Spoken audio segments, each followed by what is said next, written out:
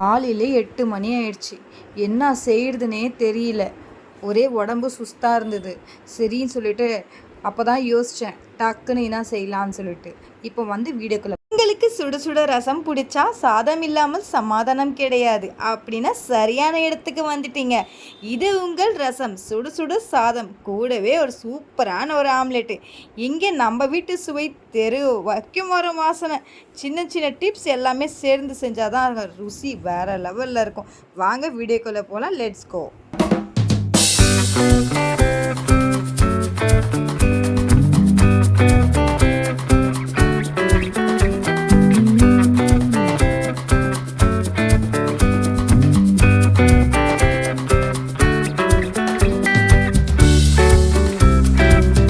இப்போ சூப்பரான கல்யாண வீட்டு ரசம் செய்ய ஆரம்பிச்சிடலாமா?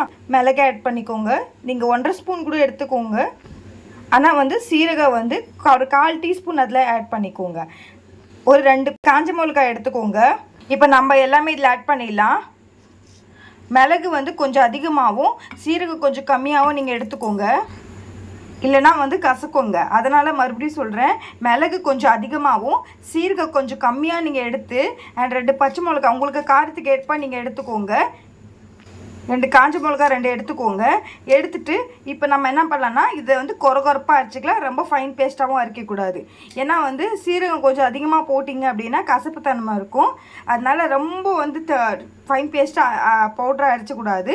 கொஞ்சம் ஓரளவுக்கு கொரகொரப்பாக இருக்கணும். ரசம் பொடி எப்படி இருக்குது, இந்த ஸ்டேஜில் இருக்கணும்னு சொல்லிட்டு நான் உங்ககிட்ட காட்டுறேன். நம்ம நல்லா கொரகொரப்பாக அரைச்சிட்டோம். இதுலேயே வந்து நான் பூண்டு எடுத்திருக்கேன், தோல் உரிக்காமல் எடுத்திருக்கேன். நல்லா ரசம் வந்து அந்த ஸ்மெல் வரும்போது நல்லா இருக்குங்க. உங்களுக்கு தேவைக்கேற்ப நீங்கள் வந்து 2 பச்சை மிளகாய் நீங்கள் எடுத்துக்கோங்க. சப்போஸ் குழந்தைங்களுக்கு கொடுக்குற மாதிரி இருந்தால் உங்களுக்கு எவ்வளோ தேவையோ அந்தளவுக்கு நீங்கள் காரம் ஆட் பண்ணிக்கோங்க. மிளகு உங்களுக்கு தேவைக்கேற்ப நீங்கள் வந்து கம்மி பண்ணிக்கோங்க. எங்கெல்லாம் நான் காரம் போடுறேனோ உங்களுக்கு தகுந்த மாதிரி நீங்கள் உங்கள் அளவில் நீங்கள் வந்து காரத்தை ஆட் பண்ணிக்கோங்க. இப்போ நம்ம என்ன பண்ணலாம், அந்த பூண்டை கூட நம்ம வந்து அதே மிக்ஸி ஜாரில் வந்து நம்ம அரைச்சிடலாம். இங்கே பாருங்கள், அந்த பூண்டும் அந்த பச்சை மிளகாவும் நம்ம இதிலே போட்டுக்கலாங்க. தோலோடு நம்ம நல்லா அரைக்கணும், கொரகொரப்பாக அரைக்கணும். இந்த மாதிரி லைட்டாக நீங்கள் அரைக்கணும். பல்ஸ் மோடில் தான் போட்டு அரைக்கணும். ரொம்ப வந்து ஃபுல்லாக ஸ்பீடாக நீங்கள் அரைக்கக்கூடாது. இந்த மாதிரி கொரகொரப்பாக அரைக்கணும். என்னடா அலமையில வந்து இப்படி போட்டு அரைக்கிறாங்களே, தோலோடு போட்டு அரைக்கிறாங்களே அப்படின்னு நினைக்காதீங்க. இந்த மாதிரி மெத்தடில் நீங்கள் செஞ்சு பாருங்களா, டேஸ்ட்டு சூப்பராக இருக்கும். அப்புறம் லைஃப்பில் நீங்கள் மறக்கவே மாட்டீங்க. இதை எடுத்து இப்போ ஓரமாக வச்சிடலாம். அதெல்லாமே நம்ம கரைச்சிக்கலாம். ஒரு அகலமான பாத்திரம் எடுத்துக்கோங்க. இப்போ பொடியை நறுக்குன 3 தக்காளி நம்ம ஆட் பண்ணிக்கலாம். லைட்டாக வந்து கல்லுப்பு ஆட் பண்ணிக்கோங்க. கொஞ்சமாக மஞ்சத்தூள் ஆட் பண்ணிக்கோங்க. கொஞ்சமாக தனி மிளகாத்தூள் ஆட் பண்ணிக்கலாம். ஏன்னா ஆல்ரெடியே நம்ம பச்சை மிளகாவும் காஞ்ச மிளகாவும் நம்ம ஆட் பண்ணியிருக்கோம். அதனால் லைட்டாக வந்து கலருக்கோசரம் லைட்டாக வந்து தனி மிளகாத்தூள் ஆட் பண்ணிக்கோங்க. நம்ம மிக்ஸி ஜாரில் வந்து பூண்டு மிளகெல்லாம் நம்ம அரைச்சோல, அதை வந்து ஒரு கைப்பிடி லைட்டாக அப்படி எடுத்துக்கலாம். இங்கே பாருங்கள், நான் கொஞ்சம் எடுத்துக்கிறேன். மீதி இருக்கிறது எப்போ ஆட் பண்ணணும்னு சொல்லிட்டு நான் உங்ககிட்ட சொல்கிறேன். அப்போ நீங்கள் ஆட் பண்ணிக்கோங்க. கொஞ்சமாக வந்து எலுமிச்சை சைஸில் நான் புளி எடுத்து வச்சுருக்கேன், அதை நம்ம கொட்டிக்கலாம். உங்களுக்கு எவ்வளோ தேவையோ நீங்கள் அந்தளவுக்கு நீங்கள் புளி ஆட் பண்ணிக்கினா போதும். கருவேப்பிலையும் கொத்தமல்லியும் நம்ம ஆட் பண்ணிக்கலாம். இப்போ நம்ம எல்லாமே ஆட் பண்ணிட்டோம். இப்போ லைட்டாக அப்படி தண்ணி ஊற்றிடுங்க. தண்ணி ஊற்றிட்டு அப்படியே நீங்கள் என்ன பண்ணணும், எல்லாமே கரைக்கணுங்க. இங்கே பாருங்கள், எல்லாம் அப்படியே கரையணும். அப்படியே சூப்பராக கரையணும். அப்படியே மசியணும். நல்லா அப்படி மசிஞ்சிடுங்க. தக்காளி எல்லாமே நம்ம போட்டிருக்கோம், மிளகு எல்லாமே சூப்பராக இருக்குங்க டேஸ்ட்டு. இப்போ நம்ம எல்லாமே இதே மாதிரி நல்லா அப்படி கரைச்சி காட்டுறேன் உங்ககிட்ட. வந்து மசிஞ்சிடக்கூடாதுங்க, ஓரளவுக்கு இருந்தால் போதும். தக்காளி அங்கங்கே இருந்தால் தாங்க நல்லாயிருக்கும் டேஸ்ட்டு. அதை வாயில் தேன் போடும்போது ருசி நல்லாயிருக்கும். இப்போ இது ரெடி ஆகிடுச்சு. வாங்க இதுக்கு ஒரு தாளிப்பு கொடுத்துடலாம். தாளிக்கிறதுக்கு ஒரு அகலமான ஒரு கடாய் எடுத்துக்கோங்க. உங்களுக்கு தேவைக்கேற்ப நீங்கள் வந்து ஆயில் ஆட் பண்ணிக்கோங்க. நான் மோஸ்ட்லி கோல்டன் வினர் ஆயில் தான் யூஸ் பண்ணுவேங்க. இப்போ எண்ணெய் நல்லா காஞ்சிருச்சு. இந்த ஸ்டேஜில் நம்ம கடுகு ஆட் பண்ணிக்கலாம். கடுகு போட்ட 2 நிமிஷத்துக்குள்ளேயே நம்ம லைட்டாக வந்து வெந்தயம் ஆட் பண்ணிக்கலாங்க.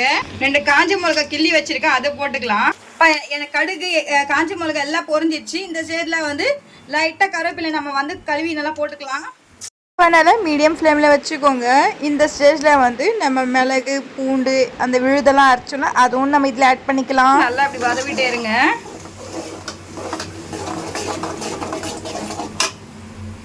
அடுப்பை நல்லா அப்படி மீடியம் ஃப்ளேமில் வச்சுருங்க. கொஞ்சம் தூக்கி விட்டு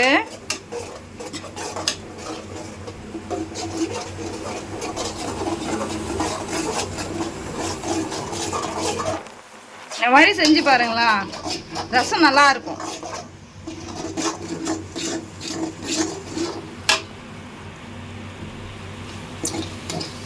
ஒரு 2 நிமிஷத்துக்கு அப்படியே திருப்பி இருப்போங்க. மசாலா நல்லா வதவணும். நல்லா வதவிச்சிங்க, ஆனாலும் நல்லா பறகுது. நல்லா அப்படியே 1 நிமிஷத்துக்கு அப்படியே வத விடணும். இப்போ ஆல்ரெடி நம்ம கரைச்சி வச்சுருந்தோம்ல, அதை நம்ம இதில் ஊற்றிக்கலாம். இதில் வந்து பெருங்காயத்தூள் இருக்குல்ல, பெருங்காயத்தூளில் லைட்டாக தண்ணியை ஊற்றி நம்ம கரைச்சி வச்சுருக்கோம், அதுவும் இதில் ஊற்றிக்கலாம். சப்போஸ் உங்கள்கிட்ட கட்டி பெருங்காயம் இருக்குன்னா அதை தூள் பண்ணி அதில் நீங்கள் மிக்ஸ் பண்ணி நீங்கள் போடுங்க. தண்ணி ஊற்றும் போது சுடு தண்ணி வந்து நீங்கள் வந்து போடணும். சுடு தண்ணி போட்டு நீங்கள் நல்லா ஊற வைக்கணும். ஊற வச்சுருக்கிறதுக்கப்புறமா அதை மிக்ஸ் பண்ணி போட்டிங்கன்னா சூப்பராக இருக்கும், டேஸ்ட்டாக இருக்கும்.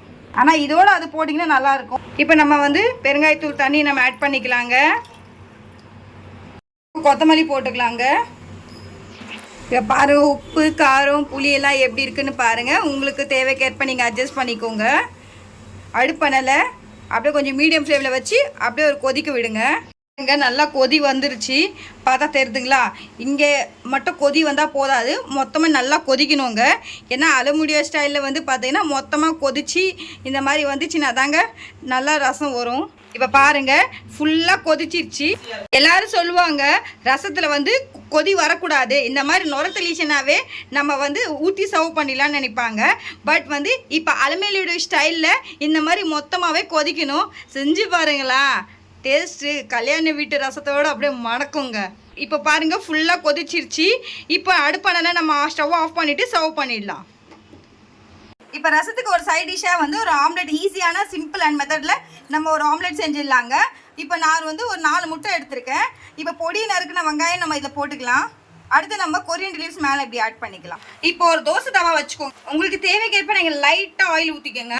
இப்போ ஆயில் நல்லா ஹீட் ஆகிடுச்சு, அதில் நம்ம ஆம்லெட் இப்படி ஊற்றிடலாங்க. இது ஆஃபீஸ்க்கு போகிறவங்களுக்கு ரொம்ப ஈஸி மெத்தடு. அதுக்கு மேலே லைட்டாக அப்படி பெப்பர் தூவிக்கோங்க, லைட்டாக போட்டுக்கணும். திருப்பி போட்டுடலாங்க. பாருங்கள், செம்ம டேஸ்ட்டாக ரெடி ஆயிடுச்சு. பார்க்கவே சூப்பராக இருக்குது. ஆஃபீஸ் போகிறவங்களுக்கு இந்த ஒரு ஆம்லெட்டை போட்டிங்க அப்படின்னா அப்படியே அது கூட 2 பிரெட் ஸ்லைஸ் எடுத்து சாப்பிட்டீங்கன்னா ஒரு எமர்ஜென்சி சிம்பிள் அண்ட் ஈஸி மெத்தடில் வந்து இந்த மாதிரி நீங்கள் ஆம்லெட் செஞ்சு பாருங்கள். உங்களுக்கு டைமும் மிச்சமாகும், ஆஃபீஸ் போகிறதுக்கும் டைம் ஆகாது. ரொம்ப சிம்பிள் அண்ட் ஈஸியான ரெசிபி. இந்த ரெசிபி நீங்கள் கண்டிப்பாக ட்ரை பண்ணுங்கள். ரசமும் ட்ரை பண்ணுங்கள், அதுக்கு கூட வந்து ஆம்லெட்டும் ட்ரை பண்ணுங்கள். கண்டிப்பாக உங்களுக்கு டைம் மிச்சமாகும், டைம் ரொம்ப சேவ் ஆகும். டைம் அவ்வளோ இழுக்கவே இருக்காது, இதுக்கு வேலையே இல்லை. ஃப்ராக்ஷன் ஆஃப் செகண்டில் நீங்கள் செஞ்சிடலாம். இப்போ ஸ்டவ் ஆஃப் பண்ணிவிட்டு நம்ம சர்வ் பண்ணி கூட ரசம், ஒரு சாதம், கூட ஒரு ஆம்லேட்டு. பாருங்கள், செம்ம சூப்பரான வந்து இந்த விடியற் காலையில் ஒரு அருமையான சுட சுட சாதம், ஒரு அழகான வந்து மிளகு, ஒரு கல்யாண ஸ்டைலில் வந்து நம்ம ஒரு ரசம் செஞ்சுருக்கோம், கூட ஒரு ஆம்லேட்டு. ஏன்னா இன்றைக்கி நான் காலையில் ரொம்ப லேட்டாக இருந்துச்சு, என்ன செய்கிறதுனே தெரியல. ஏன்னா ஹோட்டல் சாப்பாடும் வந்து உடம்புக்கு ஒத்து போகாது. அதனால் டக்குன்னு இந்த மாதிரி ஒரு ரசத்தை செஞ்சேன், ஒரு சாப்பாடு வடித்தேன், ஒரு ஆம்லேட்டு. ஈஸியான சிம்பிள் மெத்தடுங்க. சப்போஸ் உங்களுக்கு சாத வேடிக்கையில் ரசம் வந்து வைக்க ரொம்ப ஓரளவுக்கு டைம் ஆகுது அப்படின்னா நீங்கள் வந்து இந்த ஆம்லேட்டை வச்சு நீங்கள் சாப்பிட்டு கூட போயிடலாம். அதுக்கு கூட ஒரு 2 பிரெட்டு ஸ்லைஸ் பண்ணி இது கூட நீங்கள் சாப்பிட்டீங்கன்னா உங்களுக்கு டைம் ரொம்ப சேவ் ஆகும். பாருங்கள், இது இந்த ஆம்லேட்டும் நல்லா இருக்குது. இதில் வந்து நம்ம ஆனியன் ஆட் பண்ணியிருக்கோம், கொரியண்டர் லீவ்ஸ் எல்லாமே நம்ம ஆட் பண்ணியிருக்கோம். அது கூட ஒரு ரசம் பாருங்களா, செம்மையாக இருக்குது. இந்த மாதிரி மெத்தடில் நீங்கள் ட்ரை பண்ணுங்கள். ட்ரை பண்ணிவிட்டு உங்களுடைய ஃபீட்பேக்கை என்னுடைய கமெண்ட் செக்ஷனில் சொல்ல மறந்துடாதீங்க. ஏன்னா வந்து இதில் நான் வந்து தக்காளி எல்லாம் வந்து பார்த்தீங்கன்னா அங்கங்கே கொஞ்சம் இருந்தால் தான் நல்லாயிருக்குங்க. தக்காளி போடும்போது கொஞ்சம் அங்கங்கே பாருங்கள், சூப்பராக இருக்குது, பார்க்கவும் நல்லாயிருக்கும், சாப்பிடும்போது வாயில் தேன் போடும்போது நல்லாயிருக்கும். சப்போஸ் உங்களுக்கு வந்து அங்கங்கே ஒரு மாதிரியாக இருக்குது, வாயில் தேன் போடும்போதுன்னா அதை ஒதுக்கி வச்சுட்டு சாதத்தில் நீங்கள் சாப்பிட்லாம். இதில் வந்து நம்ம பெருங்காயத்தூளும் நான் வந்து போட்டிருக்கோம். அதை போடும்போது சப்போஸ் உங்ககிட்ட கட்டி பெருங்காயம் இருக்குன்னா அதுவும் டேஸ்ட் இன்னும் கூடுங்க, கை கூடும். ஏன்னா கட்டி பெருங்காயம் வந்து நீங்கள் சுடு தண்ணியில் ஊற வச்சு ஒரு 1 மணி நேரம் இல்லை 2 மணி நேரம் நல்லா ஊற வைங்க. அது பொடி பண்ணி ஊற வச்சதுக்கு அப்புறமா அதுவும் இதில் போட்டிங்கன்னா இன்னும் டேஸ்ட் வந்து வேறு லெவலில் இருக்குங்க. இந்த விடியற் காலையில் ஒரு ரசம் சாதம் ஆம்லெட்டோட இப்போ சூப்பரான டிஷ்ஷில் வந்து நீங்களும் ட்ரை பண்ணுங்கள். ட்ரை பண்ணிவிட்டு அசத்துங்க. உங்களுடைய நண்பர் மட்டும் இல்லாமல் உங்கள் ஃப்ரெண்ட்ஸ் அண்ட் ஃபேமிலி மெம்பர்ஸ்க்கு இந்த வீடியோவை ஷேர் பண்ணுங்கள். ஃபர்ஸ்ட்லேருந்து எண்டு வரைக்கும் நான் என்னென்ன இன்க்ரீடியன்ஸ் ஆட் பண்ணியிருக்கேன்னு சொல்லிட்டு மறக்காமல் ஸ்கிப் பண்ணாமல் பாருங்கள். அப்போ தான் என்னென்ன இன்க்ரீடியன்ஸ் ஆட் பண்ணியிருக்கேன்னு சொல்லிட்டு உங்களுக்கு எண்ட் ஆஃப் த வீடியோவிலே தெரியும். நான் போடுற மெத்தட்லேயே நீங்களும் செஞ்சு பாருங்கள். ரசம் வந்து சூப்பராக இருக்கும். பக்கத்தில் இருக்கிறவங்க கூட கிண்ணம் தூக்கிட்டு வருவாங்க, அக்கா ரசத்தை கொடுங்கன்னு சொல்லிட்டு. சப்போஸ் என்னுடைய வீடியோ பிடிச்சிருந்தா லைக் பண்ணுங்கள், ஷேர் பண்ணுங்கள், சப்ஸ்கிரைப் பண்ணுங்கள். மறக்காமல் ட்ரெண்டிங் சமையலுக்கு ஒரு பெல் ஐக்கானை கிளிக் பண்ணாமல் இருந்தாரு ப்ளீஸ்ங்க. நீங்கள் ஒரு லைக் பண்ணிங்க மட்டும்தான் என்னுடைய நான் போடுற வீடியோஸ் உங்களுக்கு ஒவ்வொரு வீடியோலையும் காட்டும். என்னுடைய வீடியோ முழுமையாக பார்த்ததுக்கு ரொம்ப ரொம்ப நன்றி. நாளைக்கு இதே மாதிரி டிஷ்ஷில் சந்திக்கும் மாதிரி இப்போ கூட அலமையில் விட பெறுவது take care, bye bye, love you all.